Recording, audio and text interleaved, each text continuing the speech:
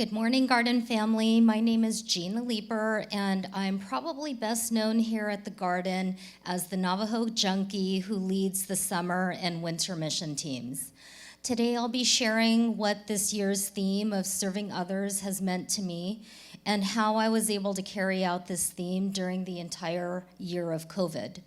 Despite the crazy challenges all of us have faced, I did embrace the call to serve others in a very diligent and intentional way. I began the year coming off of the Garden's servant leader retreat called Victory Arrow with such a fire to serve. Besides knowing that I would be leading 2020's Navajo mission team, God also called me to serve as a core leader for the Yatara ministry, heading their marketing and social media group. His invitation was given through Pastor Sharon through our leader retreat, and I had some free time and asked if I could actually sit on Yatara's strategy meeting. It was immediately captivated by creative ideas and logistical planning. I had so many recommendations about marketing and social media, which was right up my alley. It was actually God's subtle way of sucking me in. Pastor Sharon gave me the proposed dates of the summer mission to Rwanda and asked me if I'd be able to join the team. There was a moment I thought, I must be losing my mind. I was already committed to serving 2 weeks in Arizona. How could I possibly take another 2 weeks to travel to the other side of the world all in the same summer?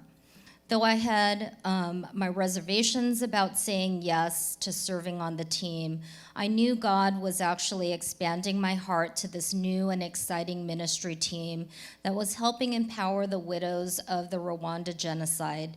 I was all in back in January. In February, the Navajo Corps leaders started meeting weekly for the summer mission planning. We enjoyed brainstorming ideas and coming up with the summer VBS curriculum. We pretty much had most of the logistics and activities set far ahead of schedule, and then COVID hit. We continued to work through our plans and get everything ready for missions launch, just in case we had an opportunity to have our normal Navajo mission, even if it was later in the summer. But by early May, I canceled our summer mission trip, and by then, Yatara mission trip was also canceled. Our year of serving others quickly switched gears to focus on the local community for the Garden's Summer of Serving, especially those in need during this unprecedented time of isolation and despair. I was excited when our Yatara leaders planned and executed a virtual mission trip to Rwanda via Zoom. We had about 50 people join us as we fellowshipped online with the Yatara artisans and their families for a whole week. We also spent time with Solomon and Grace, who oversee our artisan moms. They help with the Kigali market, and they manage our sewing workshop there. Our mission took place on Kigali time, which meant late night Zoom gatherings to catch our Rwanda team at the beginning of their days, and early morning gatherings, catching them at the end of their days. The time difference made it difficult, but even more so trying to focus on mission work and engagement while still at home dealing with job work, family, and challenges that went along with the pandemic. If anyone thought 5 months of planning, 4 full Saturdays of training, 2 weeks of serving, working, implementing, coordinating, and leading the Navajo mission team of 50 people was hard, I'll share that what Yatara's leadership did for Summer of Serving was the hardest thing I'd ever experienced. By the end of the 1-week Zoom mission trip, I was totally wiped out, and it was only June, the very beginning of Summer of Serving. Despite the challenges our Illuminate Yatara team experienced, myself especially, God still met us powerfully. He helped our team overcome time, distance, and stay-at-home orders. He was indeed the bridge that connected our Garden team with our fellow team members in Rwanda in such a glorious way.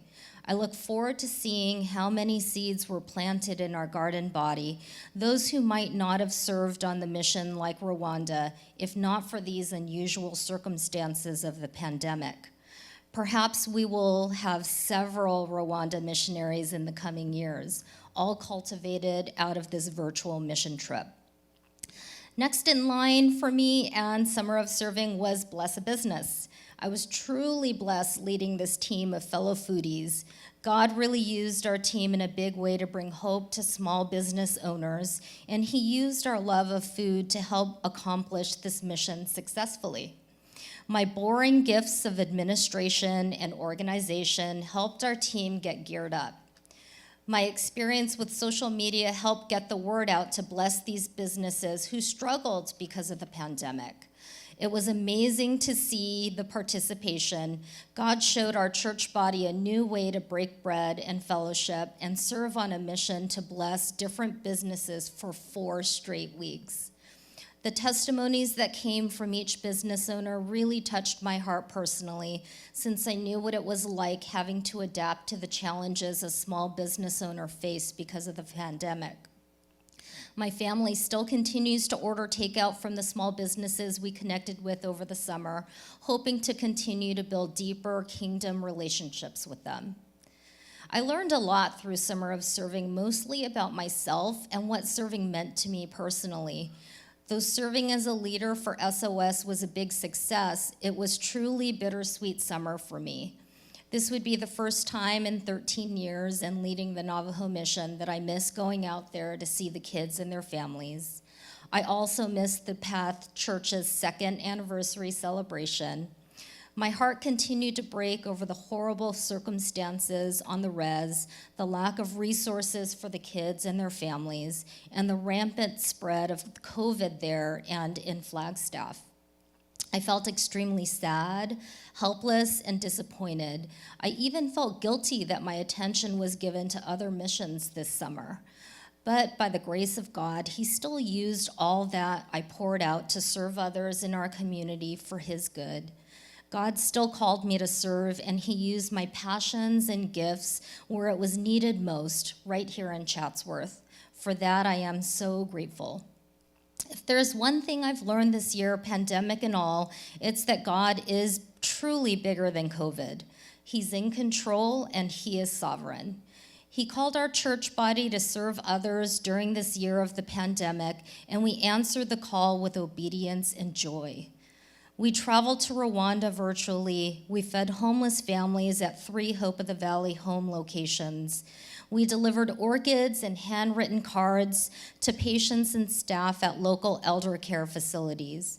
We delivered food and gear to day workers. We blessed 13 family-owned eateries. We provided meals to the ER staff at Simi Valley Hospital. We finished our summer of serving with such a momentum that the garden continued to run with a theme and carry it to the end of 2020.